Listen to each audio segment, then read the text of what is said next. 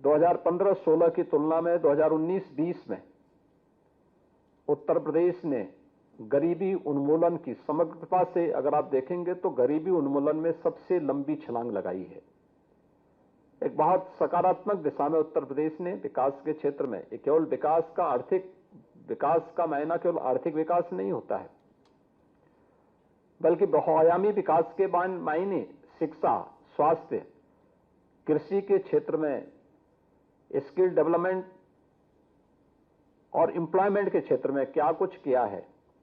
इस दिशा में जो सकारात्मक परिवर्तन उत्तर प्रदेश के अंदर, जिसे आप सस्टेनेबल डेवलपमेंट गोल को अचीव करने के दिशा में जो प्रयास प्रारंभ हुए हैं, देश के अंदर सबसे अच्छी छलांग उत्तर प्रदेश ने लगाई है। और अगर इन 6 वर्षों की आप देखेंगे, इन 6 वर्षों में उत्तर प्रदेश ने लगभग 5.5 करोड़ लोगों को गरीबी से मुक्त करके एक स्वस्थ दिनचर्या और जीवनचर्या को आगे बढ़ाने के लिए उन्हें प्रेरित किया है। देश के मध्य और दक्षिण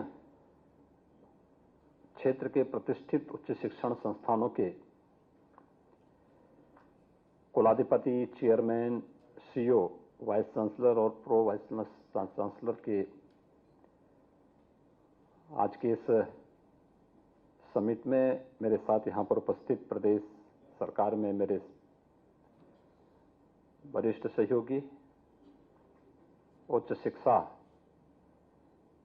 के मंत्री श्री योगेंद्र उपाध्याय जी, प्रदेश के मुख्य सचिव श्री दुर्गा शंकर मिश्र जी,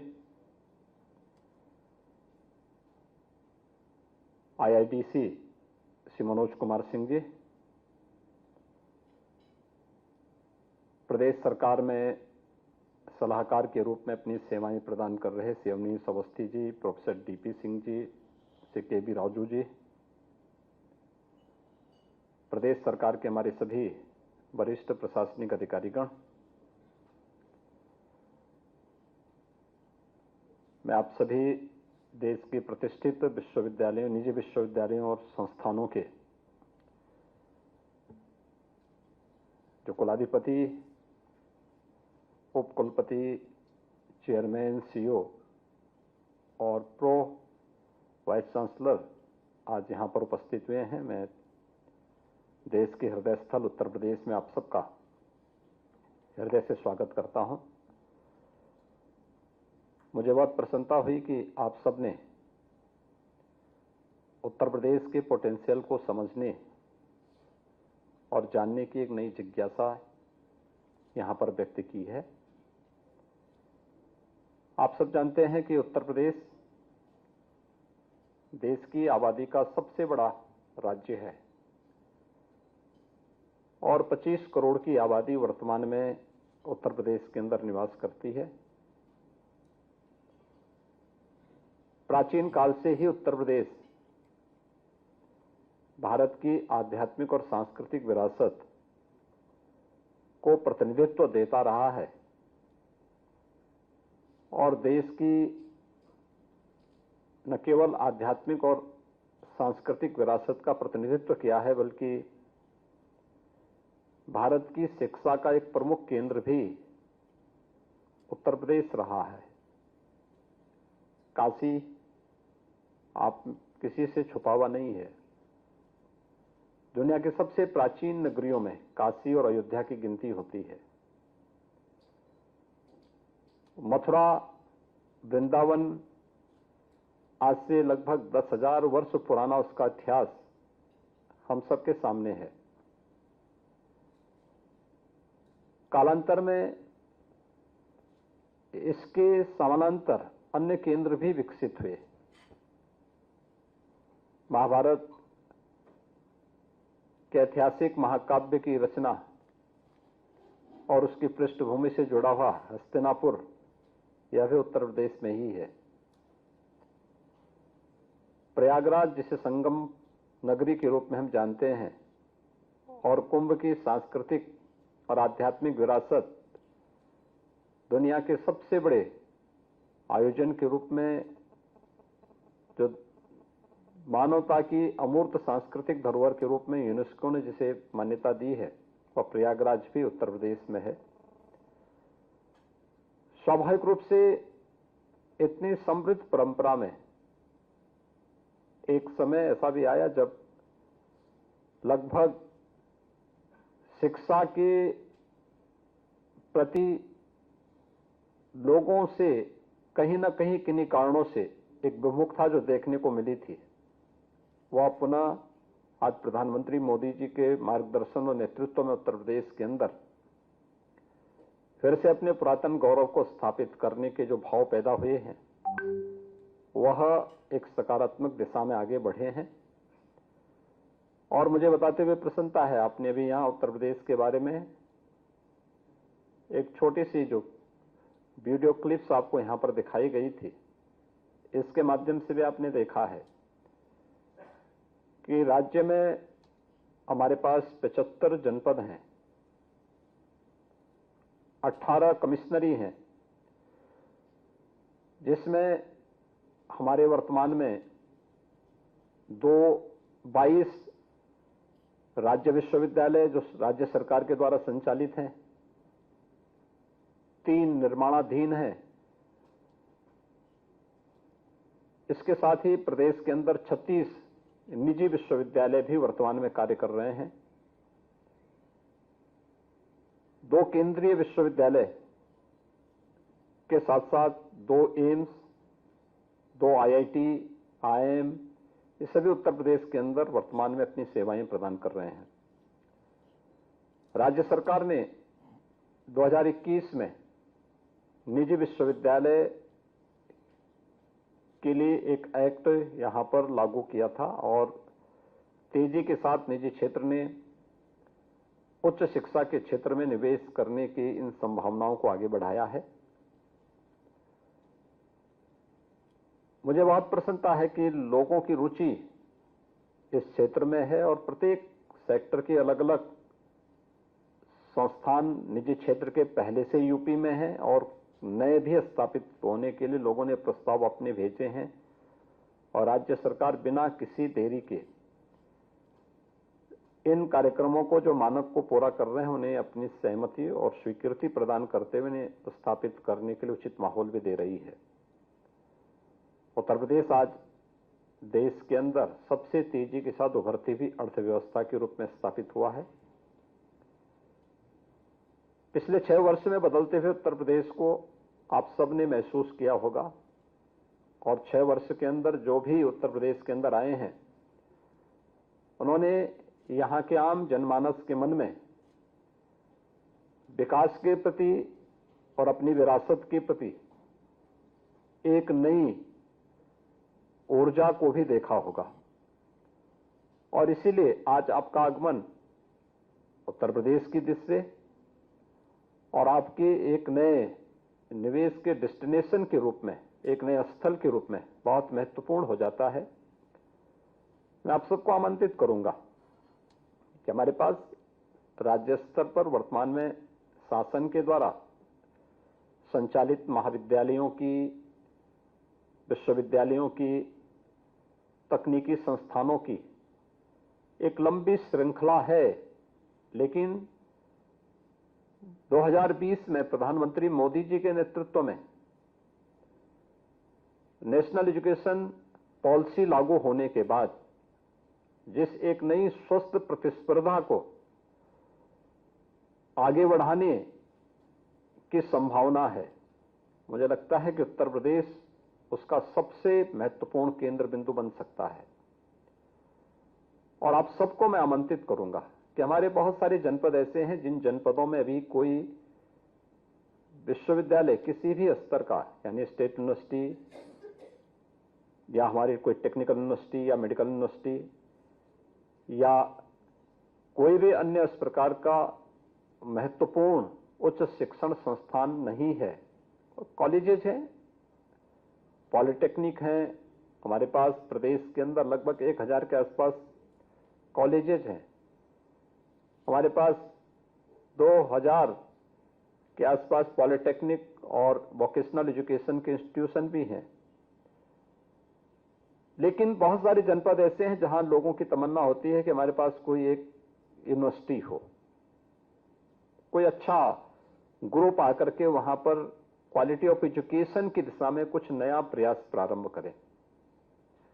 आज का नौजवान इनोवेशन पर विश्वास करता है। वो देखना चाहता है देश और दुनिया में शिक्षा के क्षेत्र में जो कुछ भी परिवर्तन हो रहे हैं, वो उस दिशा में अपने कैरियर को आगे बढ़ाना चाहता है। और यह एक अवसर है कि नीप उस दिशा में एक अवसर प्रदान कर सकता है, और सभी निजी क्षेत्र का हो या सरकार के द्वारा संचालित कोई संस्थान हो। आज के दिन पर प्रत्येक व्यक्ति के सामने अपने आप को साबित करने की एक चुनौती है, और न केवल व्यक्ति के सामने बल्कि संस्थानों के सामने भी। टिकेगा वही जो इस प्रतिस्पर्धा का हिस्सा बनेगा और स्वस्थ प्रतिस्पर्धा का हिस्सा बनते हुए अपने आप को साबित करेगा। यह अवसर उत्तर प्रदेश आपको देगा, और इस दिशा में मैं आपसे चाहूंगा कि हम लोग, अभी हमारी निजी विश्वविद्यालय की अपनी पॉलिसी है, लेकिन बहुत शीघ्र हम लोग इस दिशा में भी प्रयास करेंगे कि जिन क्षेत्रों में, शिक्षा के क्षेत्र में, आपने कल नीति आयोग के जो अभी ताजा रिपोर्ट देखी होंगी कि 2015-16 की तुलना में 2019-20 में उत्तर प्रदेश ने गरीबी उन्मूलन की समग्रता से, अगर आप देखेंगे तो गरीबी उन्मूलन में सबसे लंबी छलांग लगाई है। एक बहुत सकारात्मक दिशा में उत्तर प्रदेश ने विकास के क्षेत्र में, ये केवल विकास का, आर्थिक विकास का मायना केवल आर्थिक विकास नहीं होता है, बल्कि बहुआयामी विकास के मायने शिक्षा, स्वास्थ्य, कृषि के क्षेत्र में, स्किल डेवलपमेंट और एम्प्लॉयमेंट के क्षेत्र में क्या कुछ किया है। इस दिशा में जो सकारात्मक परिवर्तन उत्तर प्रदेश के अंदर, जैसे आप सस्टेनेबल डेवलपमेंट गोल को अचीव करने के दिशा में जो प्रयास प्रारंभ हुए हैं, देश के अंदर सबसे अच्छी छलांग उत्तर प्रदेश ने लगाई है। और अगर इन 6 वर्षों की आप देखेंगे, इन 6 वर्षों में उत्तर प्रदेश ने लगभग 5.5 करोड़ लोगों को गरीबी से मुक्त करके एक स्वस्थ दिनचर्या और जीवनचर्या को आगे बढ़ाने के लिए उन्हें प्रेरित किया है। एक बहुत सकारात्मक ऊर्जा पूरे देश के देने के लिए होगी है। और इस दिशा में मैं चाहूंगा कि ये बातें इस बात को बताती हैं कि लोग, जो कल नीति आयोग की रिपोर्ट भी बताती है कि शिक्षा के क्षेत्र में व्यापक परिवर्तन उत्तर प्रदेश के अंदर देखने को मिले हैं। मैं आज प्रातःकालीन सत्र में भी बेसिक और माध्यमिक शिक्षा के एक कार्यक्रम में था। आप आश्चर्य करेंगे, आप में से बहुत सारे लोगों को विश्वास नहीं होगा, क्योंकि आप लोग जिन राज्यों का प्रतिनिधित्व करते हैं, उन राज्यों की कुल आबादी से हमारे बेसिक एजुकेशन में सरकार के द्वारा संचालित जो संस्थान है, उनमें जो बच्चे अध्ययन कर रहे हैं, उनकी तुलना करना। 1,91,00,000 बच्चों को डीबीटी के माध्यम से आप 2300 करोड़ रुपए की राशि मैंने यूनिफॉर्म के लिए वितरित की है। बेसिक एजुकेशन में राज्य के द्वारा संचालित उन संस्थानों में बच्चे पढ़ते हैं 1,91,00,000,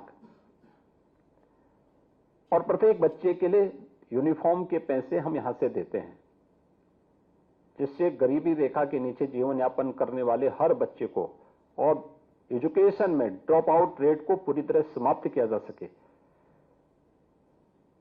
अनुमान करिए 1,91,00,000 केवल हमारे यहां बेसिक एजुकेशन में बच्चे हैं, और वह जो सरकारी संस्थानों में अध्ययन करते हैं।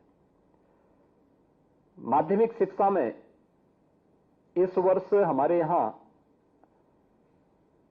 56 लाख बच्चों ने परीक्षा में भाग लिया था।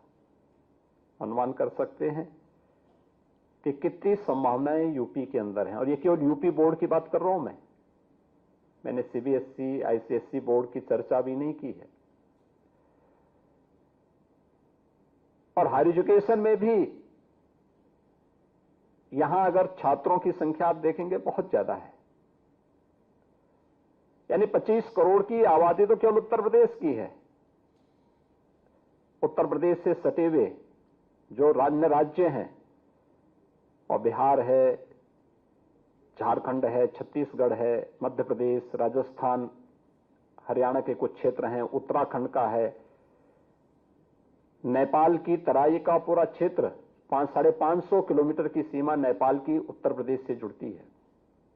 ये सभी अपनी शिक्षा के लिए, अपने स्वास्थ्य के लिए, अपने व्यापार और अपने रोजगार के लिए उत्तर प्रदेश पे निर्भर रहते हैं।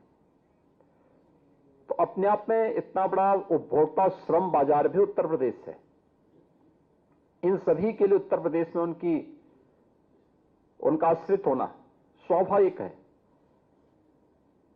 आप लखनऊ के किसी भी गवर्नमेंट के द्वारा संचालित हॉस्पिटल में चले जाइए, जितना उत्तर प्रदेश का नागरिक वहां होगा, उतने ही आपको बिहार, झारखंड, छत्तीसगढ़, नेपाल या अन्य राज्यों के भी मिलेंगे।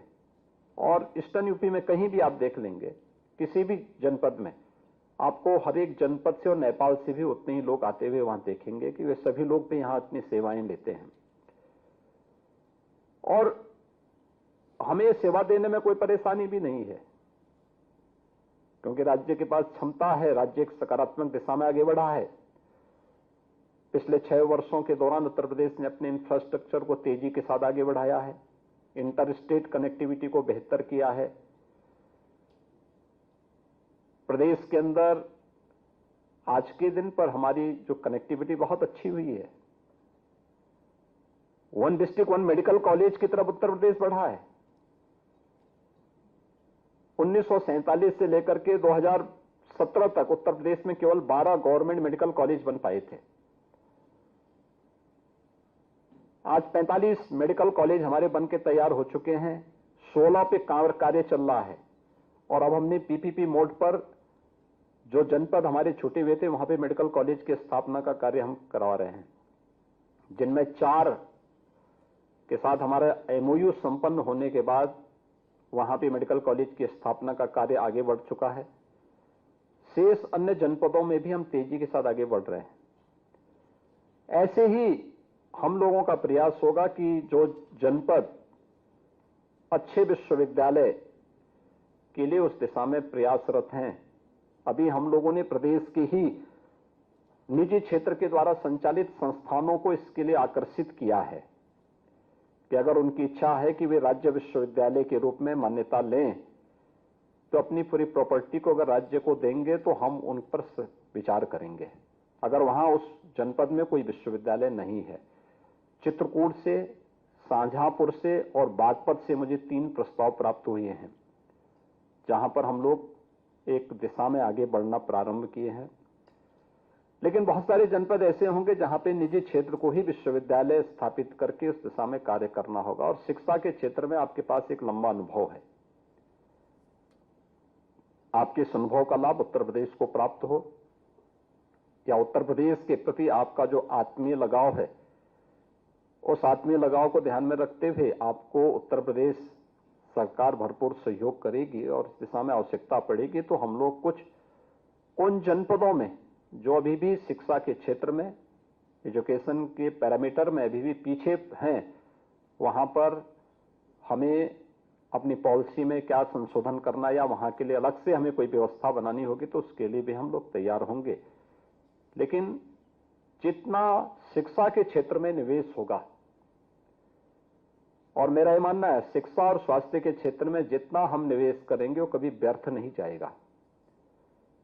उसका देश और काल के लिए, भविष्य के लिए उसके उतने ही अच्छे सकारात्मक परिणाम भी सामने आएंगे। और मुझे प्रसन्नता है कि आप सबने उत्तर प्रदेश में रुचि ली है, उत्तर प्रदेश में आप आए हैं, क्योंकि आप में से बहुत सारे महानुभाव ऐसे हैं जो उत्तर प्रदेश में पहली बार आए होंगे। तो स्वाभाविक रूप से उत्तर प्रदेश के बारे में आप आएंगे। जैसा आपको लखनऊ देखने को मिला है, तो लखनऊ तो खैर नवाबों की राजधानी मानी जाती थी, तो इससे भी अच्छे नगर आपको प्रदेश के अंदर देखने को मिलेंगे। और मुझे विश्वास है कि उत्तर प्रदेश में एक बार आप घूमेंगे तो उत्तर प्रदेश को और नजदीक से समझने में आपको आनंद की अनुभूति होगी और आपको सचमुच लगेगा कि यह वास्तव में भारत का हृदय स्थल है।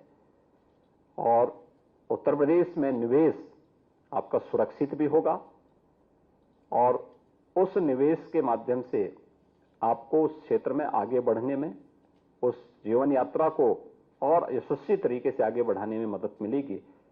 मैं एक बार फिर से आप सबका यहां पर आगमन पर हृदय से स्वागत करता हूं और विश्वास करता हूं कि उत्तर प्रदेश के अंदर राष्ट्रीय शिक्षा नीति के अंतर्गत आप लोग शिक्षा के क्षेत्र में या स्वास्थ्य के क्षेत्र में या टेक्निकल एजुकेशन के क्षेत्र में या कृषि से संबंधित या फूड प्रोसेसिंग से संबंधित किसी भी सेक्टर में आप अगर निवेश करने के इच्छुक होंगे तो आप अवश्य इस दिशा में रुचि लें।